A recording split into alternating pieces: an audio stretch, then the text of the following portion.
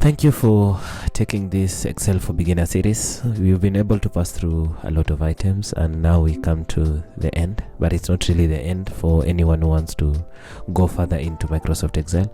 Remember, your sources of input, sources of support will always be Microsoft, the support forum,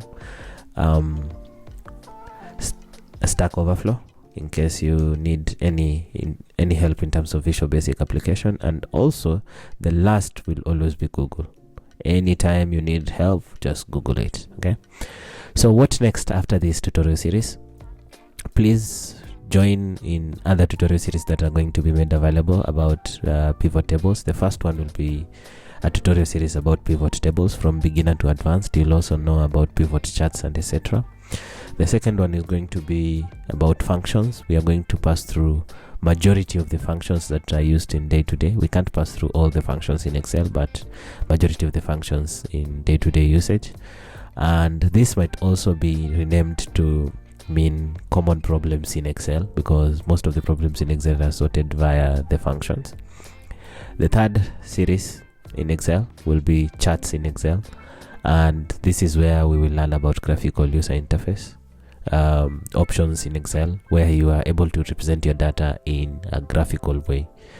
The last part is Visual Basic application, and if you want to become an expert user in Microsoft Excel, the programming language behind it is called Visual Basic application, or what is normally abbreviated to be VBA, okay, which just stands for Visual Basic application, where automatically you're able to set Excel in your computer to automatically change the size of the columns according to the data that is typed in, how to lock cells and things like those, how to password protect, how to check if content being put in is not going to be changed. Like if you ask for a certain pin which is in a certain format, someone can't put anything different from whatever you've put.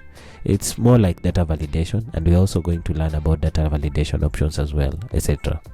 So it's a wide field in Microsoft Excel, and with a wide field of usage, and hopefully you'll be able to grasp all this knowledge, and yeah, we become better together. So see you then in the other tutorials. Bye bye.